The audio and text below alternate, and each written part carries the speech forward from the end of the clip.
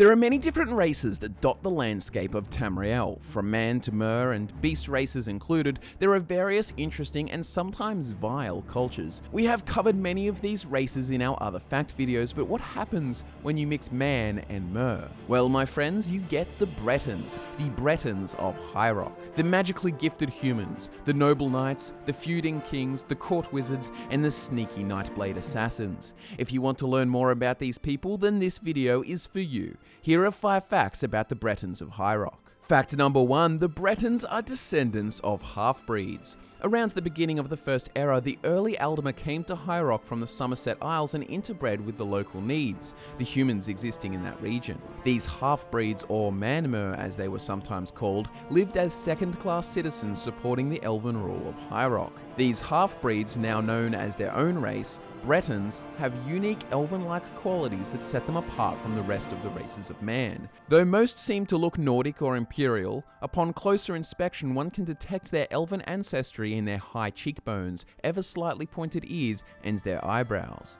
The most significant trait that has come from their elven ancestry is their affinity for magic. Bretons are the most naturally talented mages amongst all the races of man. They are also born with an innate magic resistance and an ability called Dragon Skin, where they can absorb spells. After many conquests from Skyrim and Elysian campaigns against the Durenni elves of High Rock, the Bretons would rebel and be free of their elven overlords and form their own unique and diverse civilization. Fact number 2, Breton society in High Rock is feudal and hierarchical with a large focus on the cultivation of land. Most of the society is made up of middle-class peasants and beggars who populate the expansive trading hubs that are Breton cities. There were various monarchs who fought and vied for power, constantly feuding, but interestingly enough, this is actually a cherished part of Breton culture. This desire for power, gold, and glory is deeply ingrained in the Bretons. Young Bretons have developed a cultural quest obsession, as it is said the best way to earn the favour of lords and ladies is to complete quests for them. This attitude has caused many Bretons to spread all over Tamriel, thirsting for adventure and glory. Though headstrong and fame-hungry are not the only cultural traits of the Bretons,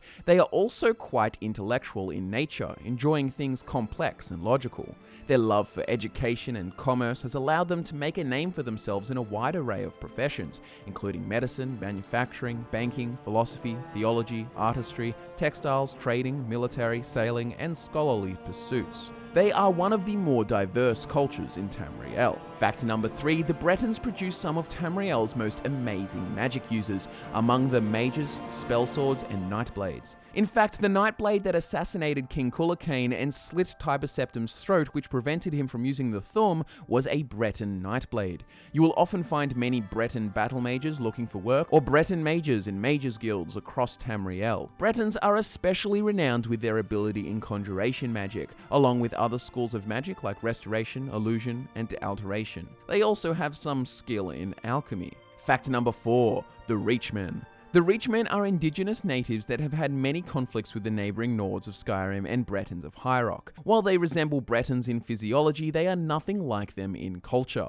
The Reachmen, also more modernly known as the Forsworn, believe themselves the true sons and daughters of the Reach.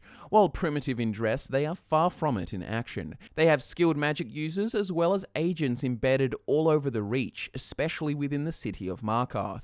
You can see their Breton blood showing here. The Reachmen are and always have been fiercely independent and wish to rid the Reach of any other political force, Nords and Empire alike. Though what they want and what they can actually do is very different. Even though the Forsworn have shown themselves very capable at the arts of insurgency and guerrilla warfare, it seems that it is simply not enough for them to gain control of the Reach. For now, it seems they will continue as simply a violent annoyance for citizens of the Reach. Fact number 5. Bretons hate the orcs. Surprise, surprise, when you have a big group of warmongering violent warriors set up a city nearby, you're gonna stir up some trouble.